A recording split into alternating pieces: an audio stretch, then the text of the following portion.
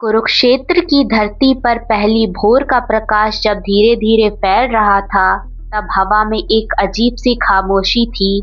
लाखों योद्धाओं के कदमों ने जिस भूमि को हिला दिया था, उसी मिट्टी पर अर्जुन अकेले खड़ा क्षितिज को देख रहा था। उस रात वो सोया नहीं, नींद आंखों से दूर भाग गई, क्योंकि मन में एक ही प्रश्न बार बार उठ रहा था, कृष्ण ने मुझे ही क्यों चुना? धर्म का भार मेरे कंधों पर ही क्यों? यह प्रश्न सरल लगता था, पर उसके भीतर जितनी गहराई थी, उतनी गहराई समुद्र में भी नहीं होती। अर्जुन ने दूर देखा, दोनों सेनाएं तैयार थीं। महाभारत अपने चरम पर था, पर युद्ध शुरू होने से पहले एक सूक्ष्म निस्तंभता थी, जैसे प्रकृति खुद सांस रोक के खड़ी हो। उसी निस्तंभता में कृष्ण अर्जुन के पास आए। उनके चरणों से उठी हल्की सी धूल सूर्य की किरण से मिली और उसमें एक दिव्य चमक थी। कृष्ण ने मुस्कुराकर पूछा, पार्थ, आज मन भारी है। अर्जुन चौंक कर बोले, कृष्ण, आप जानते हैं मन अशांत है, पर एक बात रात भर दिल को खाती रही, आपने मुझे ही क्यों चुना? इतने वीर योद्धा हैं, भीष्म हैं, द्रोण हैं, कर्ण हैं, पर आपने मेरा ही रथ संभाला, मुझे ही धर्म का मार्ग दिखाने का भार दिया, क्यों मैं? कृष्ण ने उनकी आंखों में देखा, उसमें भ्रम भी था, करुणा भी, साहस भी और एक अद्भुत पवित्रता भी। कृष्ण ने क्षितिज की उस सूक्ष्म रेखा की ओर इशारा किया, जहां अंधकार और उजाला मिलते हैं। बोले, पार्थ, उसी रेखा के समान तुम हो, प्रकाश और मनुष्यता के बीच की कड़ी। इसी कारण चुना है। अर्जुन ने सांस भरी, जैसे उनके भीतर हजारों प्रश्न एक साथ दबी आवाज में चिल्ला रहे हो। कृष्ण ने धीरे से कहा, तुम्हारे इस क्यों में ही वह उत्तर है जिसकी तुम खोज कर रहे हो। युद्ध और धर्म के बीच पिस रहा था। वह जानता था कि सत्ता का युद्ध नहीं है, यह नीति अनीति का युद्ध है, पर उसका मन फिर भी तड़प रहा था, क्योंकि सामने शत्रु नहीं थे, सामने उसके अपने खड़े थे।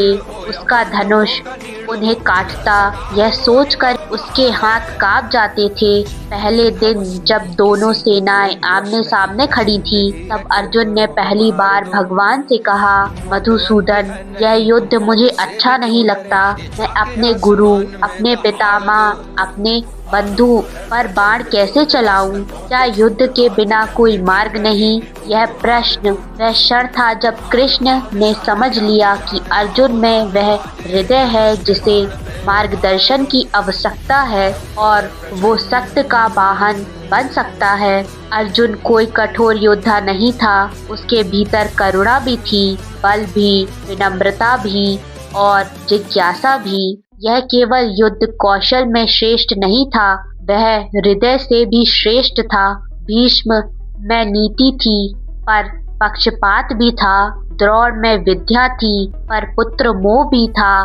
भीम में शक्ति थी, पर क्रोध भी अधिक था। कर्ण में दानशीलता थी, पर दुर्योधन के प्रति मित्रता भी थी। सहदेव अत्यंत बुद्धिमान थे, पर मौन रहते थे।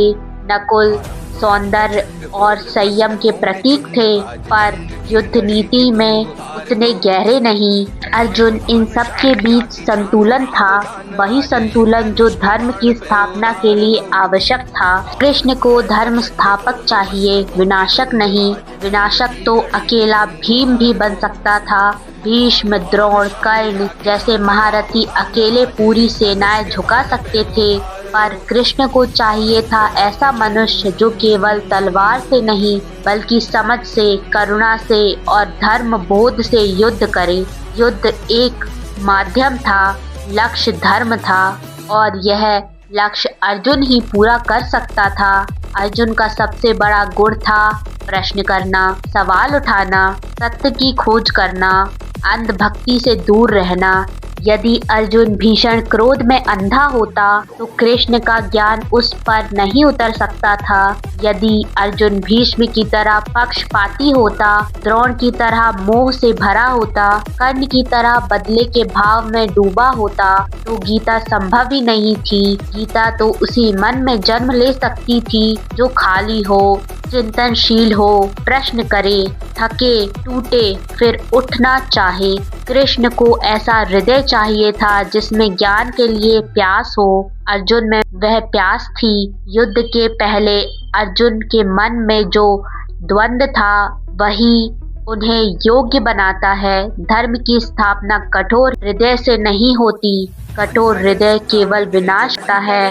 धर्म की स्थापना उस हृदय से होती है जिसे पीड़ा महसूस होती हो, जिसे फर्क पड़ता हो, जो संवेदनशील हो, क्योंकि संवेदनशील व्यक्ति जब युद्ध करता है तो वह केवल जीत के लिए नहीं लड़ता, वह न्याय के लिए लड़ता है। द्रौपदी के अपमान का दिन इस सत्य का सबसे बड़ा प्रमाण था। सभी राजा, वीर, गुरु सब चुप रहे, पर अर्जुन के भीतर आग लगी थी।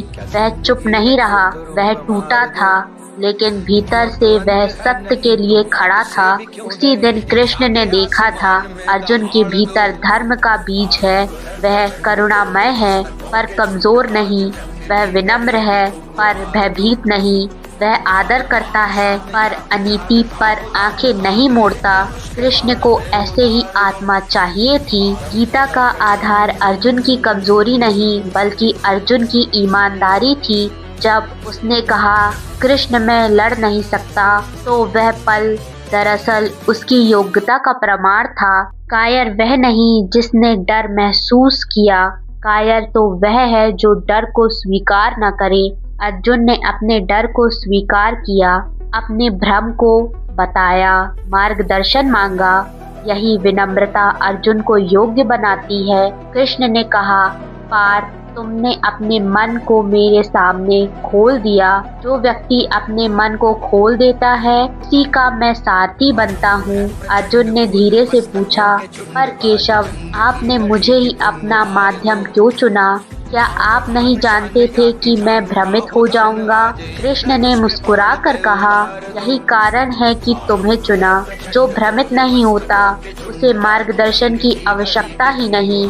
जिसे अपने ज्ञान और बल का गर्व होता है वह नया सीख ही नहीं सकता। पर तुम वह हो जो सीखना चाहते हो।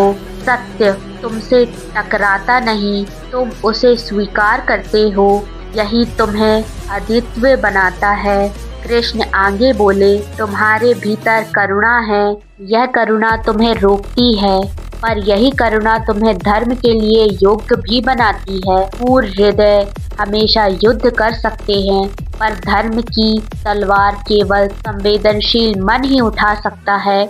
अर्जुन की आंखों में आंसू आ गए, लेकिन प्रभु, मैं तो मात्र मनुष्य हूँ। कृष्ण ने उनका कंधा पकड़ा, इसलिए चुना है पार्थ। देवताओं के लिए ज्ञान नहीं होता, ज्ञान मनुष्य के लिए ही होता है। तुम्हारे माध्यम से पूरी मानव जाति सीखेगी कि मनुष्य कैसे उठ सकता है।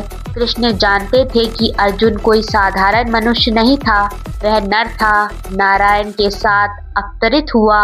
नर नारायण का मिलन हर युग में धर्म की रक्षा के लिए होता है। अर्जुन और कृष्ण का संबंध दिव्य था। एक ज्ञान था और एक पात्र, एक सार था और एक माध्यम, एक सत्य था और एक शिष्य। अर्जुन वह दर्पण था जिसमें कृष्ण का प्रकाश बिना विकृत हुए प्रतिबिंब हो सकता था। जब गीता प्रारंभ हुई तब अर्जुन एक टूटा हुआ योद्धा था। जब गीता समाप्त हुई तब अर्जुन धर्म का वाहक था।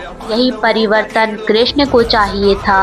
एक ऐसा मनुष्य जो टूटा भी, टकराए भी, प्रश्न भी करे पर अंत में सत्य को स्वीकार करे। कृष्ण के लिए अर्जुन का रथ वह मानव मन था जिसमें 5 घोड़े इंद्रियां उर्ग दिशा में भाग रहे थे। साथ ही कृष्ण थे यानी आत्मा यानी ईश्वर। अर्जुन वह मनुष्य था जो अपने मन को ईश्वर के हाथ में सौंपकर सही दिशा पा सकता था, जो स्वयं को समर्पित कर सकता था। अर्जुन ने कृष्ण को समर्पित होकर संसार को दिखाया कि मनुष्य का उद्धार कैसे होता है। कृष्ण ने उसे इसलिए चुना क्योंकि वह ना अहंकारी था, न लालची, न क्रोधी। वह संतुलित था, शक्ति और प्रेम के बीच, साहस और करुणा के बीच। कृष्ण ने कहा, पार्थ, तुम वह हो जो युद्ध भी कर सकता है और आंसू भी बहा सकता है। तुम वह हो जो गुरु का सम्मान भी करता है और अन्याय का विरोध भी। तुम वह हो जो जीत सकता है पर जीत में अहंकार नहीं करता। तुम वह हो जो धर्म के लिए लड़ सकता है पर अधर्म का सहारा कभी नहीं लेता। और अंत में कृष्ण ने वह बात कही जो अर्जुन के हृदय को चीरकर भीतर तक उतर गई। मैंने तुम्हें इसलिए चुना क्योंकि तुम मनुष्य हो, कमजोर भी, शक्तिशाली भी, संवेदनशील भी, भ्रमित भी, पर सत्य के लिए खड़े होने को तैयार भी। तुम पृथ्वी के प्रतिनिधि हो। तुम्हारे भीतर वही भाव है जो हर मनुष्य में होता है। इसलिए जो मैं तुम्हें कहता हूँ वह पूरे संसार तक पहुँचता है। तुम माध्यम हो पार्थ, तुम्हारे बिना मेरी गीता अधूरी है। अर्जुन की आंखों में आंसू आ गए। उन्होंने धनुष उठाया पर इस बार हाथ कांपे नहीं। अब उनके भीतर भ्रम नहीं, केवल प्रकाश था। उन्होंने कृष्ण की ओर देखकर कहा, कृष्ण, अब मैं समझ गया। आपने मुझे इसलिए चुना क्योंकि आपके शब्द केवल उन पर पहुंचते हैं जो सुनने का साहस रखते हैं। कृष्ण मुस्कुराए, और तुमने सुना पार्थ, इसलिए तुम मेरे हो। युद्ध आरंभ हुआ पर युद्ध अर्जुन का नहीं था, वह युद्ध धर्म का था और उनका सारथी स्वयं कृष्ण था। अर्जुन सिर्फ